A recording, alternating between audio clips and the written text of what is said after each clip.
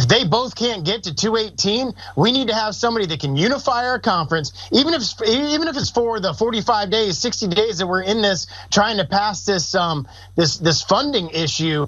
We need to have somebody that can unite the party, everybody can get behind, and wouldn't it just be sweet to all these Democrats who kicked out our former speaker, that they got rid of Kevin McCarthy and now they have to deal with President Trump? Imagine.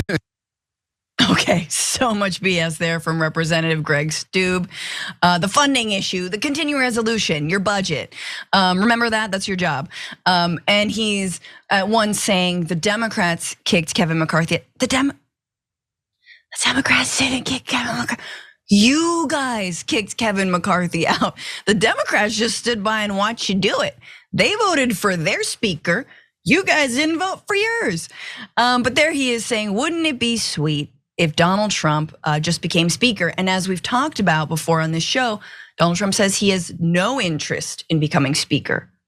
Or does he? Wait a minute. Okay, if you ask nice. Interestingly, yesterday he spoke with Fox Digital and said this: they have asked me if I would take it for a short period of time for the party until they come to a conclusion. And I'm not doing it because I want to. I will if necessary, should they not be able to make their decision. Trump stressed that if Republicans can't come to a consensus, he would take the speakership for a short 30, 60, 90, 5,064 day period.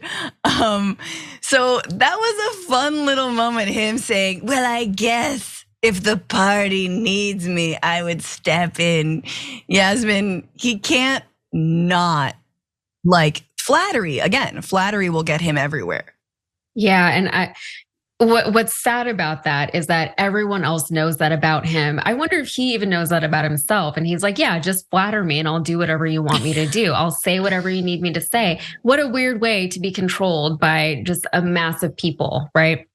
And the Republicans, this whole thing with blaming the Democrats for ousting Kevin McCarthy is very funny to me, especially because one of your own guys, Matt Gaetz, is the one who started all this in the first place. It was the Freedom Caucus who did this. We know that. Everybody knows that. But what's frustrating is that they go on Fox News and they keep saying the Democrats did it, the Democrats did it. And then that's the only piece of information that's left in the minds of their viewers. The Democrats did it. I don't know how they did, but they did it.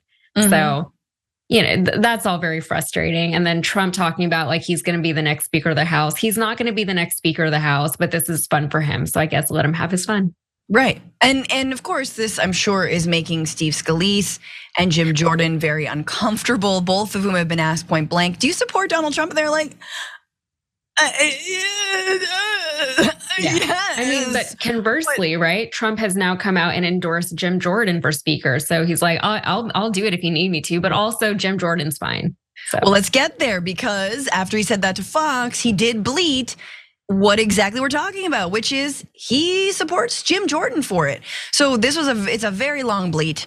But all you need to know is the very end, which is, he will be a great Speaker of the House and has my complete and total endorsement. That is Jim Jordan. And he was right to look the other way at Ohio State when multiple wrestlers said that they were being sexually assaulted for years.